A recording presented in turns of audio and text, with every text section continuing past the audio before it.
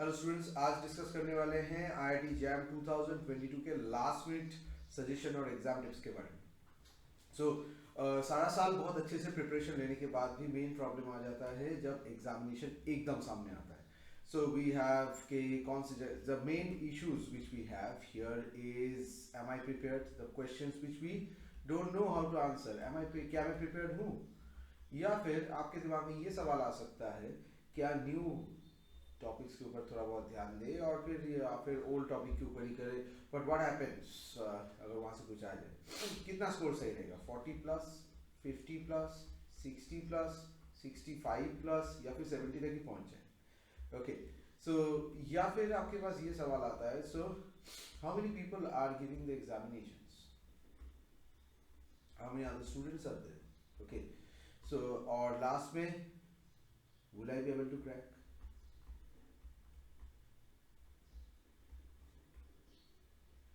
सो stereotypical normal way में mock test दीजिए, थोड़ा बहुत प्रिपरेशन कीजिए, डोंट पैनिक, ये सब मैं कहने वाला नहीं हूँ। सो आपको लोगों को वो पहले से ही पता है, these are cliche useless things. So examination है, थोड़ा पैनिक तो आएगा, डर लगेगा, लगेगा कि फेल हो जाएंगे, मुझसे कुछ नहीं होगा, सब लोग आगे चले जाएंगे, ये सब सोचना एकदम नॉर्मल सी बात है। ठीक है, सभी के दिमाग में आता है। जो लोग कहते हैं ऐसा मत सोचिए, they are idiots. Okay, basically so हम लोग यहाँ से नहीं निकल सकते। तो क्या कर सकते हैं, इसको दिमाग में रखते हुए इस वीडियो के ऊपर काम करेंगे। ओके ओके, तो चलिए पहले थोड़ा बहुत इंपॉर्टेंट चीज़ों के ऊपर काम कर ले। पहला जो बात है कि एग्जामिनेशन में आपको बैठना क्यों था, ये पहले डिसाइड कर लेते हैं। आपको बैठना इसलिए था क्योंकि आपको क्रैक करना है एक प्रेस्टिजियस एग्जाम है जिसका नाम है आईआईटी जैम। ठीक है, शायद आपके टीचर ने आपको बोला होगा इस एग्ज़ाम को देने के लिए, भाई बहुत अच्छा एग्ज़ाम है, शायद आपके फ्रेंड ने बोला होगा, शायद आपने कोई इंटरनेट में कोई वीडियो देखा होगा। ओके, या फिर आप भूल ही गए हैं कि कैसे आपको पता चला था, या फिर अब मिक्सचर ऑफ द थ्री से भी आया हो सकता है, या फिर एनी टू। तो फर्स्ट ऑफ ऑल ये आपका खुद का डिसीजन था कि इस एग्जामिनेशन में आपको बैठना है। So this is for sure, no one has forced you to do that. Okay, no one has requested you to sit in this examination. This is very much for sure. Okay, ये अपने दिमाग में आपको बिठा लेना है। Okay, तो ये मेरा डिसीजन था। So you have taken a decision and now only very few hours have left, so we can afford it, like 48 hours have left. So ये 48 hours में आप कैसे काम करेंगे? अगर आप थोड़ी देर बाद देख रहे हैं, शायद आपके पास 43, 40 या फिर 24 आवर्स है, तो इस सभी को मिलाते हुए कुछ बातें कहेंगे। फर्स्ट ऑफ ऑल, इस पूरे प्लान में जो चीज़ सबसे इम्पॉर्टेंट है, जो सबसे इम्पॉर्टेंट है कि एग्जामिनेशन में आपका पढ़ाई कैसे की। मैं इस पार्ट को दो है, प्री एग्ज़ाम एंड एग्ज़ाम, और फिर है पोस्ट एग्ज़ाम। आपको लग रहा है ये इतना इम्पोर्टेंट नहीं है, लेकिन क्या है ना, पोस्ट एग्ज़ाम प्लानिंग की वजह से ही एग्ज़ाम और प्री एग्ज़ाम का चीज़ें भी बहुत आसानी से किया जा सकता है। There are psychological effects of it. So pre exam अभी आपकी क्या करना है, पहला है बी ईगोलेस।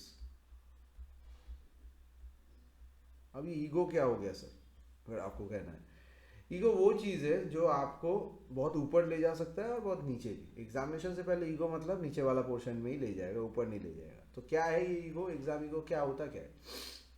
एग्जाम ईगो वो चीज़ है जो एग्ज़ाम में आप अगर मान लेते हैं, अगर आप कोई एक टॉपिक के ऊपर बहुत अच्छे से प्रिपरेशन लिया है, या फिर कोई एक सेक्शन के ऊपर अच्छे से लिया है, और उसके ऊपर क्वेश्चन बहुत टफ आया है जो आपके औकात के बाहर है, तो आपको लगता है मैंने ये प्रिपरेशन तो बहुत अच्छे से लिया है, एटलीस्ट मैं अपने दोस्तों को भी सिखाता था, तो this is my topic, I am not going to leave it, चाहे वो गलत हो सही हो भाड़ में जाए, मुझे इसके ऊपर काम करना है। ओके, तो ये है एग्जाम ईगो, इसको थोड़ा बहुत छोड़ना ज़रूरी है। ओके, पूरा शायद नहीं छोड़ पाएंगे, लेकिन इसके ऊपर आप ईगोलेस रहने से आपका ज़्यादा फायदा है, और ये करना मुश्किल नहीं है। एग्ज़ाम फियर से निकलना नामुमकिन है, लेकिन ये वाला करना आसान है। ओके, दूसरा बी इंडिपेंडेंट। अब मैं ये नहीं बोल रहा हूँ एग्जाम के बाद किसी को मत पूछिए, वो वाला इंडिपेंडेंसी नहीं, ये वाला वो इंडिपेंडेंसी है जिसका आपको हर मोमेंट में यही सोचना है कि जितना मैंने पढ़ाई किया है बहुत अच्छे से सही से ढंग से किया है, so I will be able to crack. तो इसमें मैं पुराना एक एग्जाम्पल देने वाला हूँ, बॉलिंग गेम का। बॉलिंग गेम में मान लेते हैं आप 3 दोस्त खेल रहे हैं, 3 लेन में, एक ही लेन में तीनों खेल रहे हैं। जब अपना स्कोर आ रहा है, आप देख रहे हैं अच्छा स्कोर नहीं हो रहा है, 4 10 में से 4 या 5 या 6 स्कोर कर रहे हैं, अपना दूसरा दोस्त भी उतना ही स्कोर कर रहा है, लेकिन ये तीसरा दोस्त एकदम स्कोर कर नहीं पा रहा है, तो आप सोचते हैं चलो इसको हेल्प करते हैं। नाउ आपके ऊपर प्रेशर कम होगा, क्योंकि इस वाला का जब आप बॉल मार रहे हैं तो आपके ऊपर कोई प्रेशर नहीं है, ठीक है। यहाँ पर आप क्या स्कोर कर रहे हैं, 9 8, लेकिन खुद के स्कोर में वापस आए फिर से वही 4 5। तो बी इंडिपेंडेंट का यहाँ मतलब है, ये नहीं है मैं बोल रहा हूँ कि डर आपके दिमाग से निकल रहा है, तो यहाँ पर इंडिपेंडेंसी ये है, now the scoring in your third game is not dependent on your game. आप सिर्फ उसे प्रैक्टिस की तरह लें, तो इतना प्रैक्टिस के बाद भी जब अपने प्रैक्टिस में वापस आ रहे हैं तब भी नहीं हो रहा। तो आपको यही सोचना है कि ये एग्जामिनेशन से मेरे ज़िंदगी में फ़र्क तो पड़ने वाला है, बहुत ज़्यादा फ़र्क पड़ने वाला है, बट मैं इस एग्जामिनेशन को अपने सारे पर्सनल डिसीजन से अलग तरीके से लूँगा। Okay, so I am independent person. मेरे दोस्त लोग क्या प्रिपरेशन कर रहे हैं मैं जानता हूँ, मुझे उससे फ़र्क भी पड़ता है, लेकिन मैं कोशिश करूँगा आने वाले 48 आवर्स में या फिर 40 आवर्स में, आने वाले टाइम में बिफोर द एग्ज़ाम मुझे उससे ऊपर फ़र्क ना पड़े, ठीक है। आप जो भी Telegram group, YouTube group, WhatsApp group पे मेंबर हैं, वहाँ पर मैं लोगों से सिर्फ सवाल रिलेटेड क्वेश्चन ही पूछे, प्रिपरेशन रिलेटेड क्वेश्चंस ना पूछे। How much prepare, don't ask कि आप कितना प्रिपेयर किया है। Okay, so this type of exam fear आपके दिमाग में नहीं होना चाहिए। ओके, एग्जामिनेशन में एक और चीज़ है, आपको सारे करने हैं। क्या कोई ऑप्शन रहेगा एग्जामिनेशन में? आंसर है बिल्कुल नहीं। ओके, सो आपको ये एग्जाम के वक्त भी मैं बताऊंगा। सो प्री एग्जाम में एज एग्जामिनेशन में ऑप्शंस नहीं रहेंगे, तो कोई भी चैप्टर के ऊपर ज़्यादा कम इस तरीके से नहीं, सभी को अच्छे से करना है, क्योंकि वो सब पुराना हो गया। कोई चैप्टर से ज़्यादा आएगा, कोई चैप्टर से कम। फॉर एग्जाम्पल मैं भी जब पेपर सेट करता हूँ थोड़ा बहुत, तो इसके ऊपर मैं भी ध्यान देता हूँ कि सारे जगहों से इक्वल टाइप ऑफ क्वेश्चन दिया जाए। Obviously topic to topic, area to area, subject to subject it matters, but उसके ऊपर ज़्यादा कुछ नहीं किया जा सकता है। ओके, न्यू चीज़ों के ऊपर ना ही ध्यान दे तो अभी अच्छा है, कोई फ़ायदा नहीं होता है अभी एकदम नया करके। बट न्यू सम्स क्या चलेगा? आंसर है हाँ, न्यू सम्स चल सकता है, न्यू टॉपिक नहीं। टॉपिक में क्रॉस, सम्स में येस, ठीक है। न्यू किया जा सकता है, लेकिन नया सम्स किया जा सकता है। And don't check options. एक सम किया ऑप्शन चेक करो, एक सम किया ऑप्शन चेक करो, ऐसे नहीं। हम अब एटलीस्ट 10 से 20 से 30 क्वेश्चन करेंगे और फिर करेंगे। और आते हैं मॉक टेस्ट के बारे में। मॉक टेस्ट आपने बहुत सारा दिया ही होगा या फिर नहीं दिया होगा, लेकिन अगर नहीं दिया है तो अभी मॉक टेस्ट देने का ज़रूरत नहीं है, सिर्फ प्रिपरेशन कीजिए, क्योंकि मॉक टेस्ट देंगे पहले नहीं दिया है खराब ही मार्क्स आएगा। So don't give mock test if you have not given before, and give the mock test if you are very well prepared. देखिए, अगर बहुत वेल प्रिपेयर्ड होते रहे आप, तो मैं मान लेता हूँ कि आपको फिर ज़रूरत नहीं है अब फिर से वही चीज़ों को रिपीट करने का। ओके, सो मॉक टेस्ट को मैं इस तरीके से पकड़ लेता हूँ कि आपने थोड़ा बहुत 4 या 5 या 6 मॉक टेस्ट दिया है पूरे साल में, उसमें से ज़्यादातर ही छोटे छोटे टॉपिक के ऊपर थे और कुछ फुल सिलेबस के ऊपर थे, उसमें भी ज़्यादा प्रिपरेशन था नहीं। तो अभी नया तरीके से खुद क्या है वो जज करने का टाइम नहीं है। So again don't be judgemental. Okay, so judgement करने का यहाँ ज़रूरत नहीं। हाँ, अगर आपका कोई स्ट्रॉन्ग जोन है, कुछ स्ट्रॉन्ग जोन के ऊपर आपको करना है, तो don't be experimental on that. Okay, so उसके ऊपर जो जो क्वेश्चन है, और पास्ट ईयर्स क्या करना है, हाँ बिल्कुल करना है। पास्ट ईयर्स से आए ना आए, ये आपका कॉन्फिडेंस बूस्टर ज़रूर है। ये किताब में हज़ारों सम रहता है, क्योंकि पास्ट ईयर में सिर्फ 60 क्वेश्चन रहेंगे।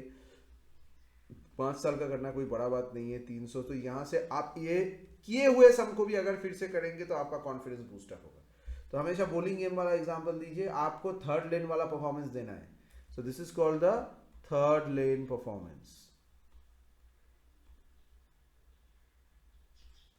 ओके, जो दोस्त का है, अपना नहीं है, वहां पर हम लोग अच्छा परफॉर्म करते हैं क्योंकि प्रेशर नहीं है, ठीक है।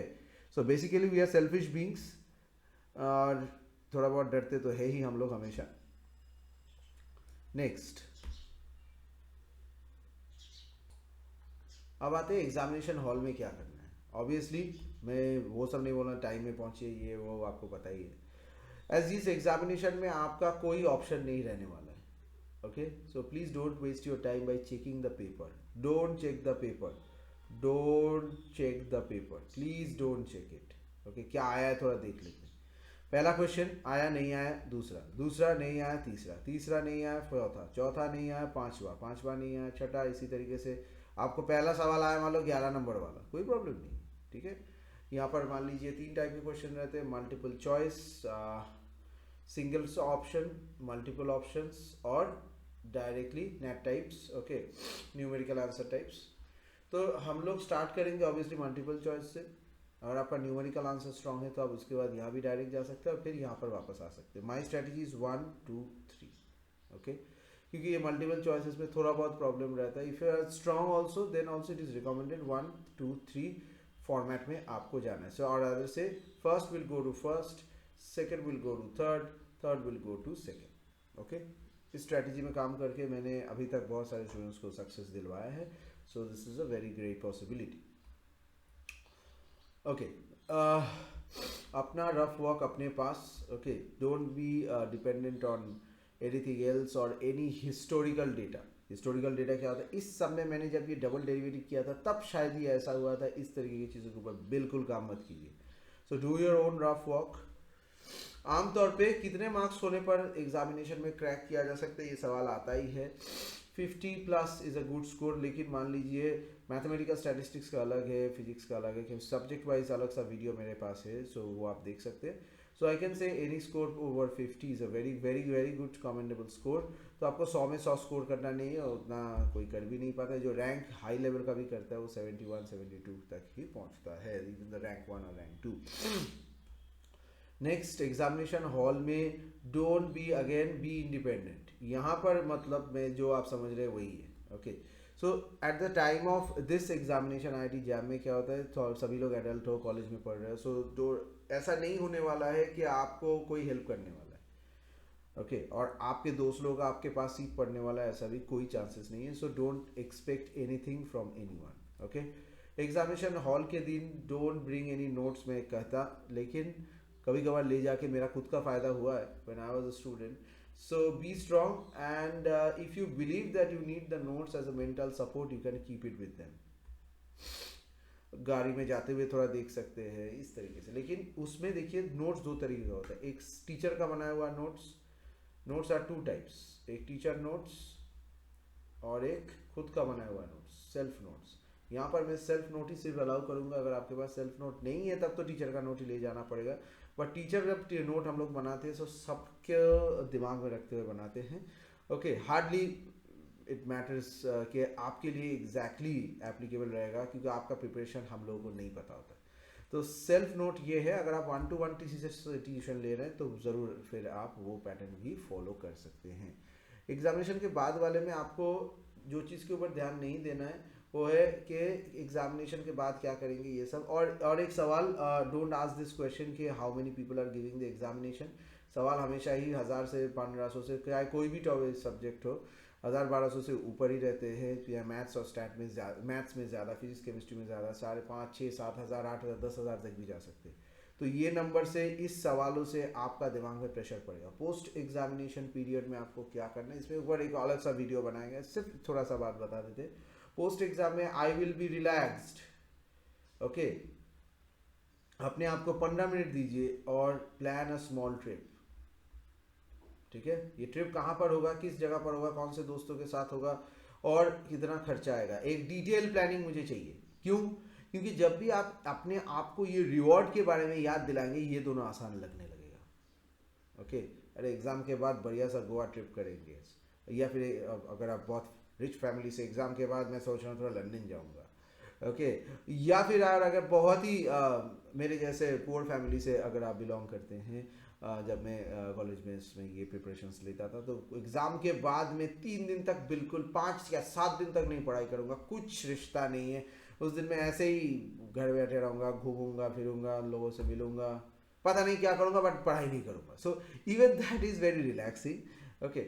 So all these things together can make you happy, और इस हैप्पीनेस को आप इस्तेमाल कर सकते हैं प्री एग्ज़ाम और एग्ज़ाम टाइम में भी। और प्लीज़ एग्ज़ाम्स हॉल के पहले भी ये मत कीजिएगा, don't ask others, okay. Don't check their opinions, जिन चेक कौन सा ज़्यादा आने वाला, कोई फ़ायदा नहीं है वो सब पूछ के भी। और वैसे भी आपके दोस्त लोग अगर मिल भी गए, तो कोशिश कीजिएगा अपने आप में ही रहने का, ओके। और एग्ज़ाम हॉल में जाने के वक्त don't get involve in any kind of fight और पैनिक और झगड़ा विद द ऑटो वाला एंड ऑल, क्योंकि ये छोटा छोटा चीज़ें आपके दिमाग से अच्छी चीज़ों को निकाल देता है। And don't forget to have a very light meal on that examination day. Any other questions related to the topics you have, okay, which topic or any kind of other questions with any subject, I'm free today whole day, so you can ask it to me. So the number for that is 9836793076. Just save this number and dial a WhatsApp. I will help you. Hope to see you with flying colors. बहुत खुश रहिए, फटाफट से पढ़ाई कीजिए और अपना ज़िंदगी बनाइए।